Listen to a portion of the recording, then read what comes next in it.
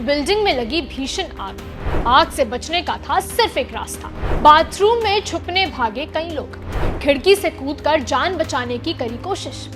आग ने ऐसा कहर जमाया कि चपेट में आए 15 लोग। नमस्कार, मैं हूं प्रतीक्षा और आप देख रहे हैं न्यूज एक्सप्रेस। ये मामला है यूपी के लखनऊ का, जहां के अलीगंज में एनिमेशन स्टूडियो वाली बिल्डिंग में अचानक भीषण आग लग गई। आग इतनी भयानक थी कि उसकी चपेट में 15 लोग आ गए, जिसमें ज्यादातर युवा स्टूडेंट्स और एम्प्लॉय शामिल हैं।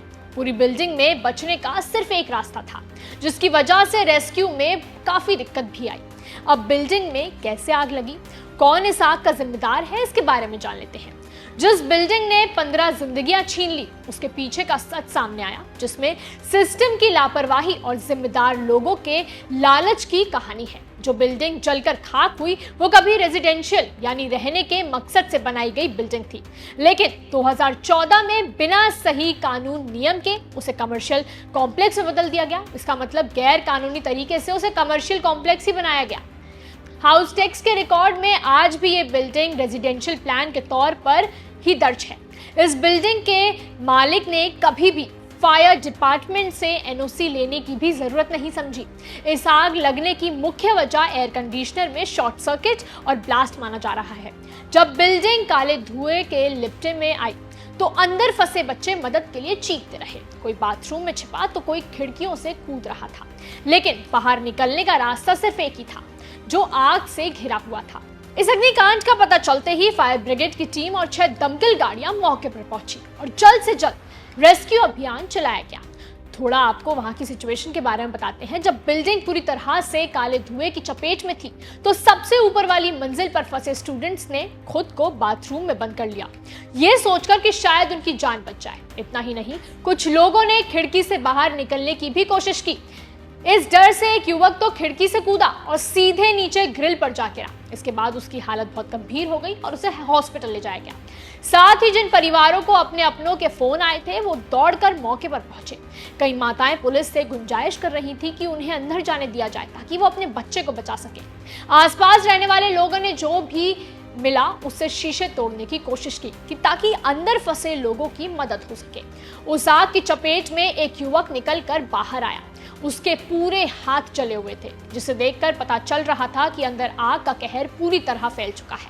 साथ ही उस बिल्डिंग के बेसमेंट, ग्राउंड फ्लोर और पहली मंजिल पर एक पेट शॉप, एक वेटरनरी क्लिनिक और दूसरी मंजिल पर लर्निंग स्पेस नाम का एक कोचिंग सेंटर था और साथ ही एक एनिमेशन स्टूडियो था। यहाँ मौजूद लगातार लोग गर्मी की छुट्टियों में एनिमेशन की क्लास लेने आए थे। जितने भी लोग क्लास लेने आए वो सभी स्टूडेंट्स थे, जबकि कुछ लोग स्टूडियो में काम करने वाले युवा आर्टिस्ट और एम्प्लॉयज थे।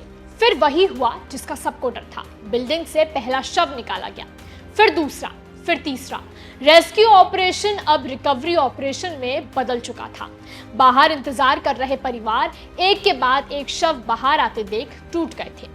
बड़ी रेस्क्यू टीम के बिल्डिंग तक पहुंचने से पहले ही आसपास के रहने वाले लोगों ने फंसे हुए लोगों को बचाने की पूरी कोशिश की। लोगों ने शीशे तोड़े ताकि धुआं बाहर निकले। कुछ लोग अंदर फंसे लोगों को निर्देश दे रहे थे और ये पता लगाने की कोशिश कर रहे थे कि कौन कहां फंसा हुआ है। आसपास की बिल्डिंग में रहने वाले लोगों ने फायर फाइटर्स को पानी की बोतलें दी, जिससे रेस्क्यू ऑपरेशन में तेजी आ सके। फिलहाल इस दर्दनाक अग्निकांड ने कई परिवारों की खुशियां छीन ली हैं। शुरुआती जांच में बिल्डिंग के निर्माण नियमों, फायर सेफ्टी इंतजामों और प्रशासनिक लापरवाही पर गंभीर सवाल खड़े हुए हैं।